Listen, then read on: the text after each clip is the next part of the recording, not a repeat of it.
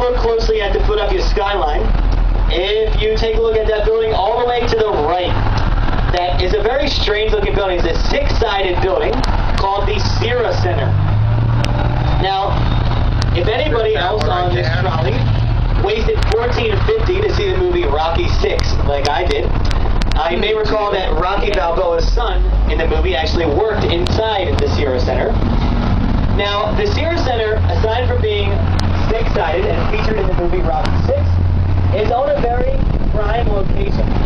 The Sierra Center sits literally on top of the Amtrak line. Now, that particular section of the Amtrak line links the city of New York with the city of Philadelphia in less than 90 minutes, which is a great way to allow the talented businessmen and women from New York City to come to Philadelphia in less than 90 minutes to work, and then return to their families at night on the way home. Now, this area of the city that we're in right now, this area is called Lemon Hill. Excuse me. And as you can no doubt feel, up at the top of Lemon Hill here, it's between 5 and 10 degrees cooler than the center of the city. And that's because Lemon Hill is a slightly higher elevation, and we do have a nice breeze coming up from the Schuylkill River. Now, in a time before air conditioning, Lemon Hill would have been a prime location for the wealthy families to have their summer estate. And if you look just off to the right, that yellow house back there is an example of one of those summer estates, and it's called the Lemon Hill Mansion. So the wealthy families would come up here to keep cool on Lemon Hill, but they would also come up here to escape the stench of the 18th century cities. And you have to keep in mind that in the late 1700s, there was still a time, certainly before indoor plumbing. So the people were certainly dumping their waste into the street, particularly the impoverished families. So come the summer months, that would have not produced a pleasant smell. So you would have done everything in your power to escape the heat and stench of the city, but not escape too far, because you still had to commute to the city to work. So, with that being said, now that I have that pleasant idea in your minds, I'm sorry. Now take a look off to your right. This strip of houses right here is actually called Boathouse Row. Now, Boathouse Row is certainly one of the most iconic areas of Philadelphia, because at night, Boathouse Row is magnificently lit up with Christmas lights. And those lights vary in color depending on the season, and they also vary on if a Philadelphia sports team is doing particularly well, they may adopt the colors of that particular sports team. Now, Boathouse Row is the home to the 5 collegiate rowing teams in Philadelphia. That'd be the rowing teams of the University of Pennsylvania, Drexel, LaSalle, St. Joe's, and Temple University. Now, inside those boathouses, and actually next to the boathouses primarily, is where they keep the rowing teams keep their sculls. And a scull is a very long and narrow rowboat that they use for their rowing competitions. And inside the homes, primarily, you'll find what's called erg machines that the rowing teams use to train during the winter months when the Schuylkill River freezes over and it's impossible to row. Now, here we are, folks, coming up at the back of the Art Museum once again. Now, if you take a look at these columns that you see on the back face of the Art Museum, those columns are what's called Corinthian columns.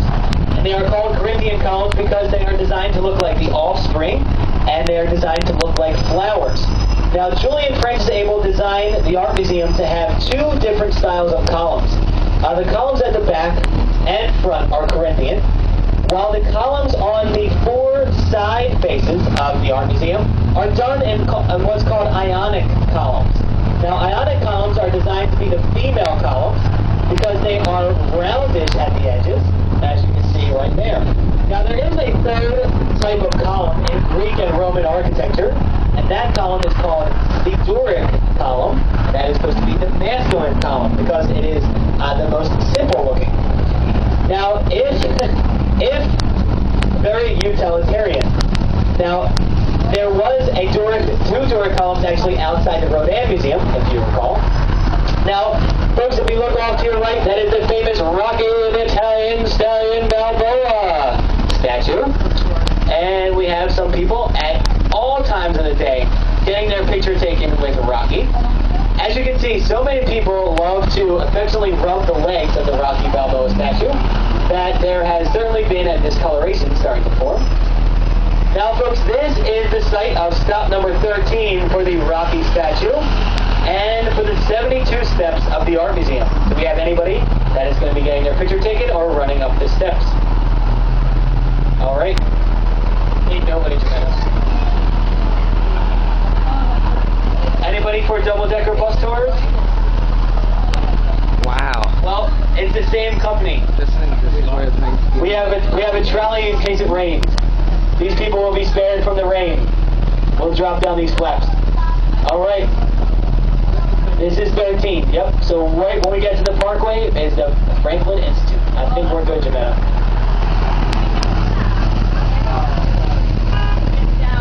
All right. See you guys. Sorry. Have a good one.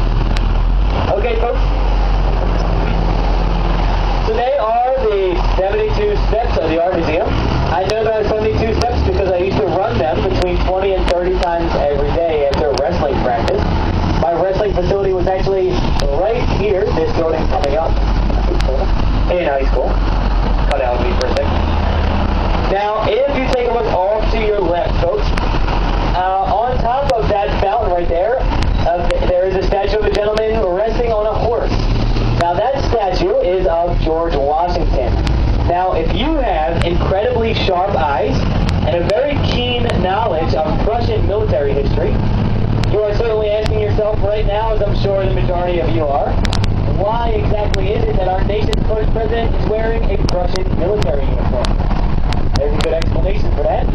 That explanation is that that statue was not always of George Washington. That statue was formerly of Frederick the Great of Prussia. Now, back in the 1920s, the city of Philadelphia realized that there was an abundance of statues, but not a single one dedicated to our nation's first president.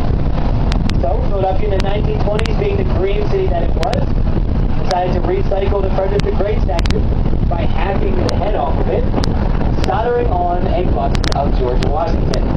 Now, no word on actually where the decapitated head of Frederick the Great found itself, but my best guess is that because the head was cast out of solid bronze, that the bronze was melted down and recast to be the bust of George Washington, which was then soldered on to the severed neck.